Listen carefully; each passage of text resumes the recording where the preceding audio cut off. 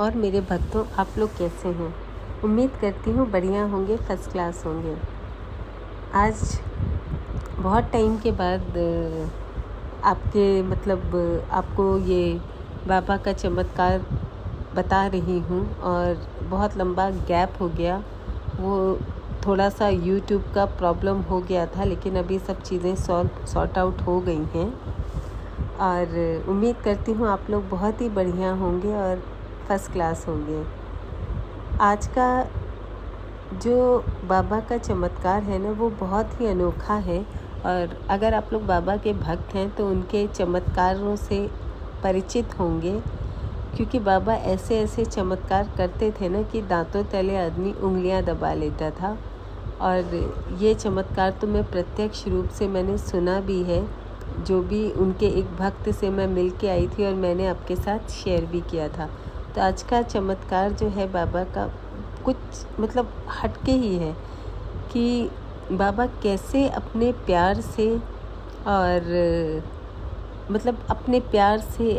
उनका कुछ ऐसा व्यक्तित्व था कि कोई भी उनकी ओर आकर्षित हुए बिना नहीं रह सकता था, चाहे वो साधु हो, चाहे वो नॉर्मल इंसान हो, चाहे वो कोई भी हो। और कैसे नास्तिक को बाबा आस्तिक बना देते थे और कैसे ऐसा उनका ऑरा था कि जो लोग थे वो उनकी ओर खींचे चले आते थे।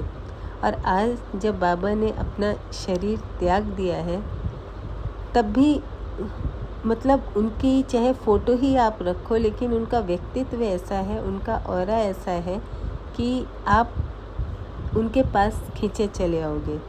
तो आज का चमत्कार भी कुछ ऐसा ही है जो मैं आपसे बताने जा रही हूँ। तो ये लखनऊ की घटना है और 1944 की है। जब जो ये लिख रहे हैं, ये इनको पहली बार बाबा के दर्शन हुए थे। तो वो लिखते हैं कि मैं उनके बारे में मैं करके आपको सुना रही हूँ, क्योंकि ये उनकी ही कहानी है, उनके साथ ही हुआ चमत्कार है। तो उन्होंने कहा कि मैं सायंकाल यानी शाम के समय कार्यालय से वापस आया ही था। घर के सभी लोग जो थे वो पड़ोस में बाबा के दर्शन करने के लिए व्याकुल हो रहे थे। पड़ोस में, उनके घर के पड़ोस में बाबा जी आए थे और जो लोग थे वो उनको भी साथ ले जाना चाहते थे। जो उनके भक्त थे वो उनको भी बाबा के दर्शन के लिए ले जाना चाहते थे। पर वो लिखते हैं कि वो बाबा को जानते नहीं थे। और उन्होंने कहा कि यद्यपि मैं साधु महात्माओं को मन ही मन नमन किया करता था, पर साधु और असाधु, असाधु क्या, जो साधु नहीं है, तो उनमें भेद न जान सकने के कारण मैं अपने आप को सदा दूर ही रखता था। उनको था कि जब मुझे ये भेद पता हो जाए तभी मैं दर्शन को जाऊं। तो पड़ोस के घर में ऐसे प्रत्यक्ष रूप से नमन ना करना अनुचित था, इसलिए मुझे घर वालों का प्रस्ताव जो है वो स्वीकार नहीं हुआ कि मैं नहीं जाऊंगा, क्योंकि मैं अगर भेद नहीं कर पा रहा हूँ तो मैं प्रत्यक्ष रूप से उनके दर्शन नहीं करूँगा। और उन्हें मन ही मन इस बात की ग्लानि भी हो रही थी कि मैंने घर वालों की बात नहीं मानी। होता है ना कि हमें एक डर हो जाता है अंदर से और उसकी ग्लानि भी होती है। जैसे भगवान की आप पूजा करो तो एक्चुअली भय से नहीं करनी चाहिए, लेकिन नॉर्मल इंसान को हो जाता है भय कि कहीं कुछ गड़बड़ तो नहीं हो गया, या कहीं मेरे जो विचार हैं वो गलत तो नहीं है। ऐसा भय लोगों के मन में होता रहता है। जैसे कभी आप पूजा करिए, तो कभी पाठ करिए और किसी दिन छूट जाए तो आपको अंदर अंदर उस चीज़ की ग्लानि होने लगती है। आपको अच्छा फील नहीं होता कि अरे आज मेरा पाठ छूट गया। होता है, कई ऐसे अवसर आते हैं, हमारी पूजा नहीं हो पाती है या शॉर्टकट होती है या नहीं कर पाते हैं, तो अंदर से एक ग्लानि होती है। तो उनको भी ये ग्लानि थी अंदर से कि मैं जा नहीं पाया, और जाना चाहते थे पर उनको ये होता था कि मैं भेद नहीं कर पाऊँगा, इसलिए मैं नहीं जाऊँगा। दोनों तरह की बातें थी। वो जाना भी चाहते थे और नहीं भी जाना चाहते थे। तो ये उनके अंदर जो है मानसिक रूप से ये युद्ध चल रहा था कि मैं जाऊं कि मैं ना जाऊं। और उनको था कि अगर बाबा वास्तव में संत हैं तो वो मुझे अपने पास बुला लें या मेरे घर आएं, तो मैं मानूंगा कि हाँ बाबा सच में उन्होंने मेरे ऊपर कृपा की है। मतलब वो कोई ख़राब आदमी नहीं थे, ना वो नास्तिक थे, लेकिन वही बात है ना कि वो अंदर से उनमें ये था कि बाबा अगर मुझे मानते हैं तो या तो वो मेरे घर आएँ, है ना, और या मुझे अपने पास बुला लें। तो उसी समय पड़ोस के घर में बाबा जो हैं उनकी बहन गई थी, तो उन्होंने उससे पूछा कि तेरा भाई कहाँ है, यहाँ क्यों नहीं आया। तो उसने उत्तर दिया कि अभी ऑफिस से आए हैं और घर पर ही हैं। बाबा ने उनकी बहन को आदेश दिया कि जाओ और उसे बुला लाओ। तो उनकी बहन वापस घर आई और उन्होंने जो बातें उसकी बाबा से हुई तो उनसे जो है उसने बताया, और वो सुन कर के वो चकित हो गए, है ना, क्योंकि ये जो बातें थी वो उनके शंका के उत्तर में थी, क्योंकि उन्हें अपनी बातों का आंसर मिल गया था कि हाँ ये जो मेरी शंका थी कि बाबा या तो वहाँ आए या मुझे बुलाएं, उसका उत्तर उन्हें मिल गया था क्योंकि बाबा उन्हें बुला रहे थे। तो वो तुरंत वहाँ गए और उनके सामने अपना सर झुकाया। फिर बाबा ने क्या किया, उनकी ओर देखा तक नहीं और उनकी ओर से आंखें फेर लीं, और बाबा उनसे कुछ भी नहीं बोले और तुरंत उठकर दूसरे पड़ोसी श्री गार्गी दत्त मिश्रा के घर चल दिए। उपस्थित जितने भी सारे लोग थे वो भी उनके पीछे पीछे वहाँ पहुँच गए और वो अकेले घर लौट आए।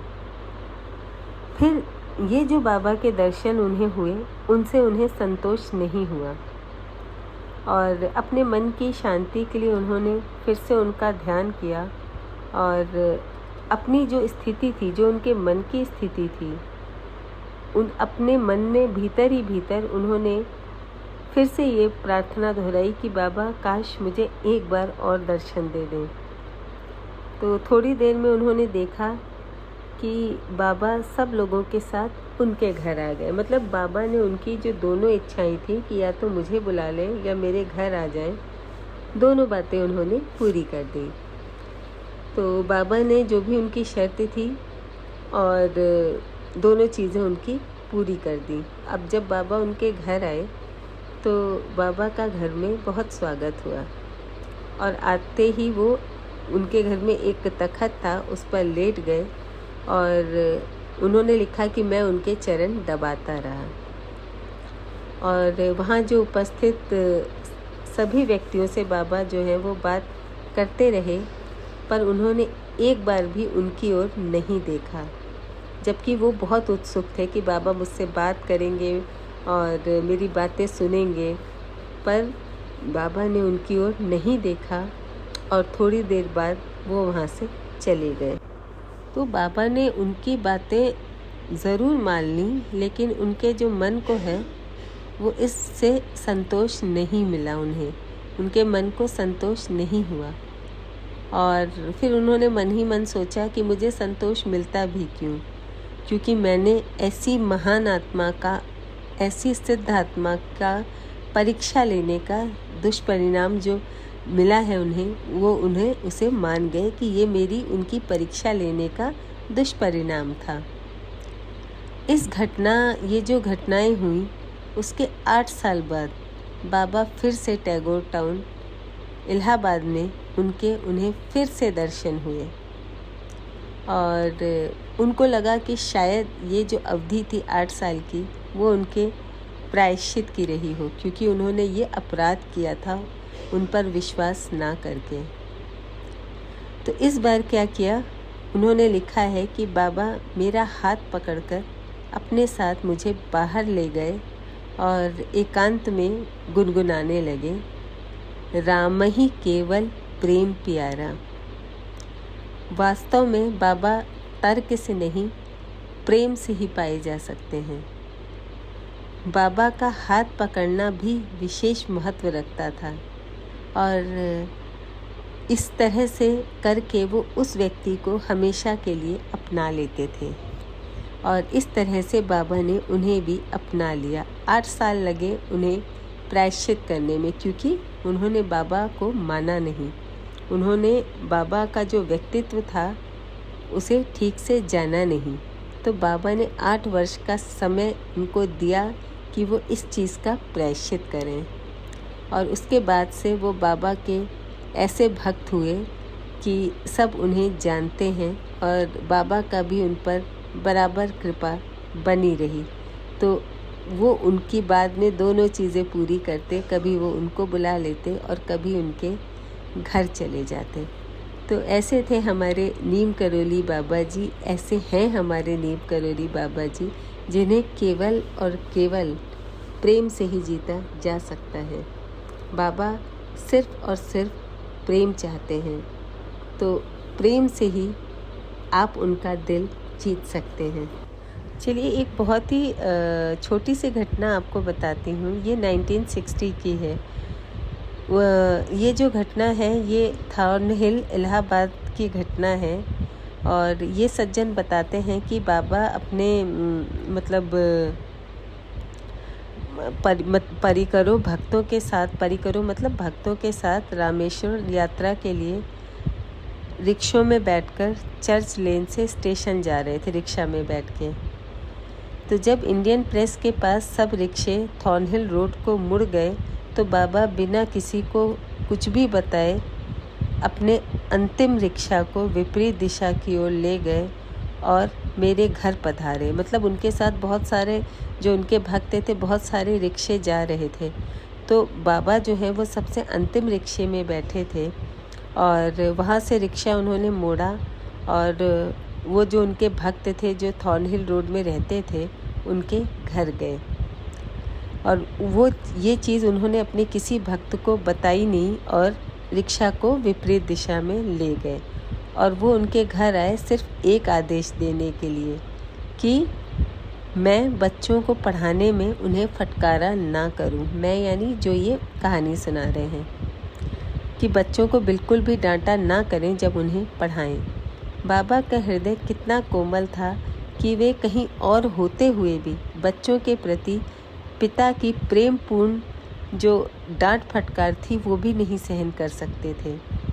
बाबा ने इस छोटी सी बात को इतना महत्व दिया, यह जानकर मतलब उनका जो हृदय था वो बहुत क्या कहते हैं उसे, उनके हृदय में इतनी ज़्यादा द्रवित हो गया कि समझ नहीं पा रहे थे कि इतनी छोटी सी बात कहने के लिए बाबा यहाँ तक आ गए।